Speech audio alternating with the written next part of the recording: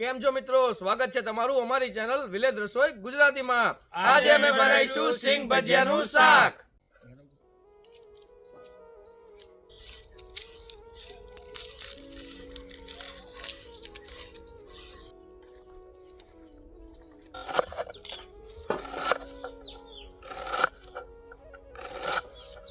ડુંગળીને આપણે આ રીતે ઝીણી ઝીણી કાપી લેવાની છે.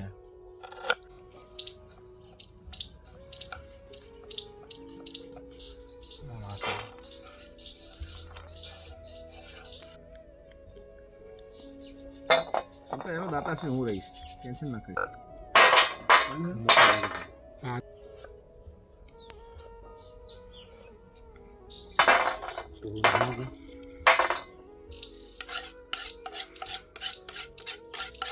ટામેટો,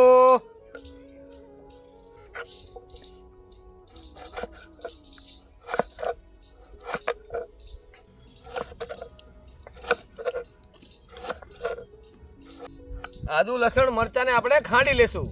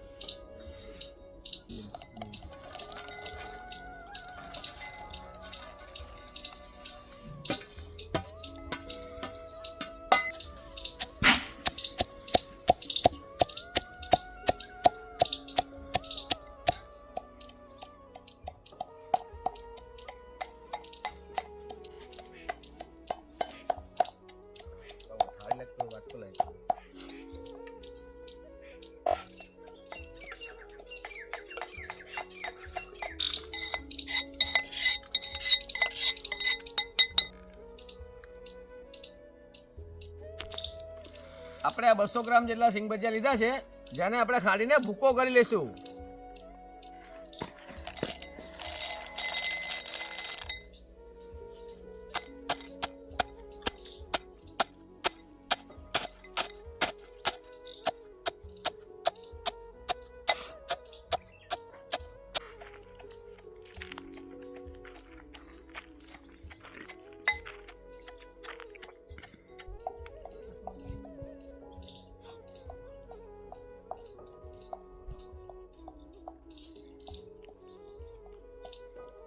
આપણી સિંગ ભજીયાની રેસીપી માટે બધું કટિંગ થઈ ગયું છે. ડુંગળી, ટામેટા, આદુ, લસણ, મરચાં અને લીલા ધાણા. તો હવે આપણે એને વઘારવાનું ચાલુ કરશું.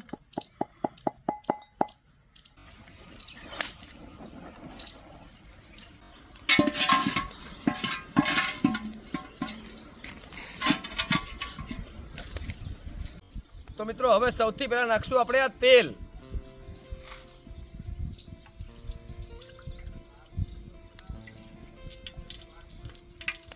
નાખી દઈશું આપણે આ ખડા મસાલા.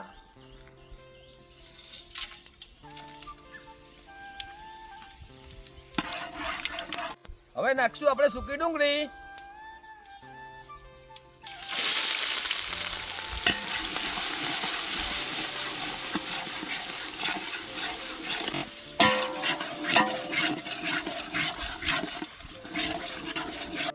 આપણી સિંગ ભજીયાના શાકની રેસીપી બને મિત્રો, ત્યાં સુધી વિડીયોમાં બને રહેજો.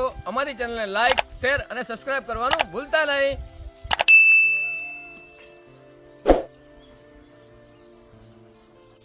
સૂકી ડુંગળીમાં નાખશું આપણે સ્વાદ પ્રમાણે મીઠું.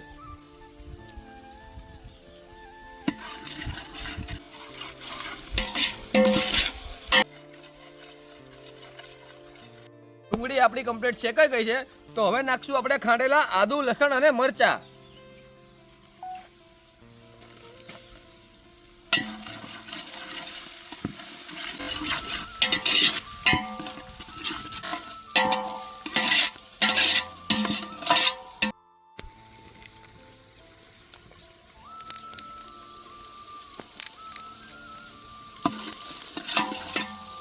હવે નાખી દઈશું આપણે ટામેટા.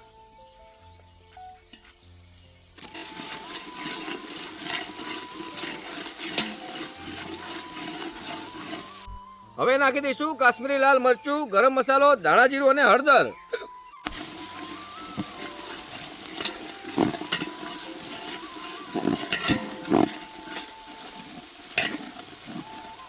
આપણે મિત્રો મીઠું તો પહેલા સ્વાદ પ્રમાણે નાખી દીધું હતું.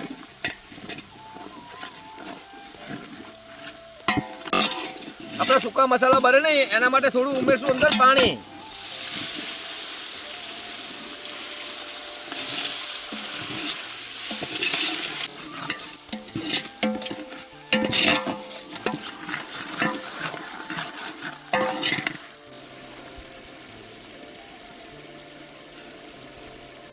તો મિત્રો હવે નાખી દઈશું આપણે ભૂક્કો કરેલા સિંગ ભજીયા.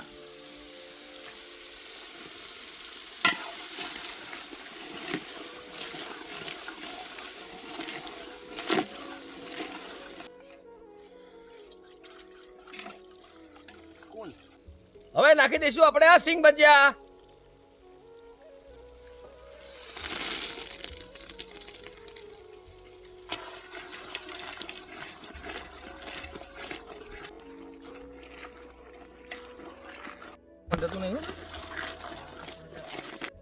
હવે અંદર ઉમેરશું 2 ગ્લાસ જેટલું પાણી.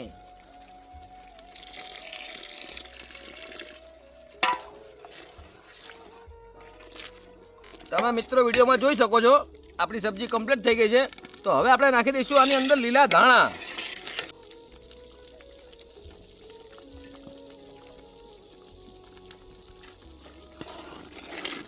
આપણી સિંગ ભજીયાના શાકની રેસીપી 1 નંબર કમ્પ્લીટ થઈ ગઈ છે. તો હવે આપણે એને ચૂલા ઉપરથી ઉતારી લેશું.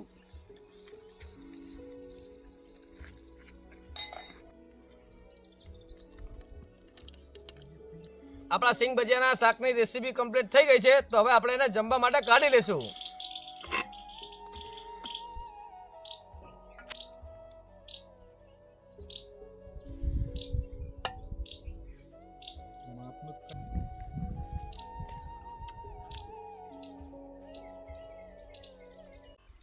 આપણી સિંગ ભજીયાની સબ્જી કેવી લાગી? જોરદાર. મુકેશભાઈ શાક કેવું લાગ્યું તમને? જોરદાર.